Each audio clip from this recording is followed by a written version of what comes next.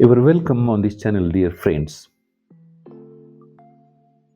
In the long journey of discussion, today we are going to have a very different kind of discussion on the topic aesthetics. In the name of aesthetics,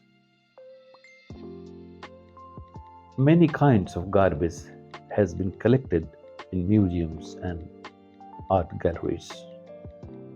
People go to museums and art galleries, see things, discuss about that. Some are of the positive opinions, some are of the negative one. Discussion is going on, but there is an inner aesthetics. Here aesthetics has been used in the context of inner perception, inner vision. It has not been directed towards the objects of paintings, art kept in different museums and art galleries. Here aesthetics has been specifically used in the context of inner perception, inner weapon opening, inner welcoming attitude. If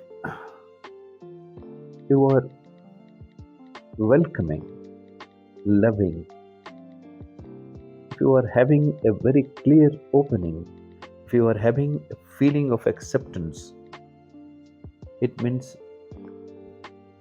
you have aesthetic attitude, you have aesthetic approach. You have the eyes to see the world, to see the cloud, to see the sunrise, to see the sunset, to see the mountain, to see the deserts, to see the rivers with an inner vision, poetic vision.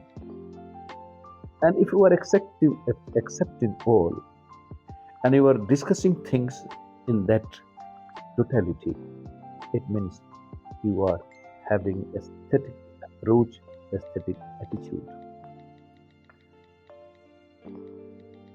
Lord Buddha was not a poet in the sense that he didn't write any poetry like Milton, Shakespeare, Kalidas, and Rabindranath Tagore. He didn't write any poem. But in the eyes of mystics, it has been discussed, it has been found that people considered Lord mystics, people means not ordinary people, though have very deeper vision of life, they have accepted the fact that Buddha was a great poet than all other poets. The poetry of Kalidas, Rabindranath Tagore, Milton, and Shakespeare don't stand anywhere compared to Lord Buddha's poetry, because Lord Buddha was a poet of different dimension. His entire life was poetry. He didn't feel to write poetry because his entire life was a continued poetry. The way he walked and the way he talked, the way he perceived, the way he felt this universe was a continued poetry. It can never be found with the poetry of any poet of the world.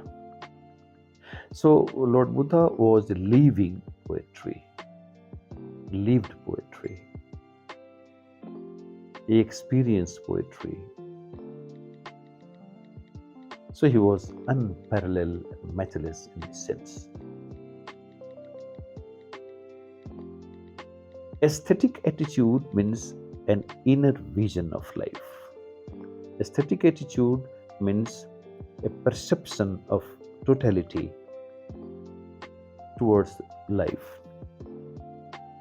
If you have this, If your being is, if every layer of your being is awakened, if you don't bypass the layer of your being, you are conscious of every layer of your being.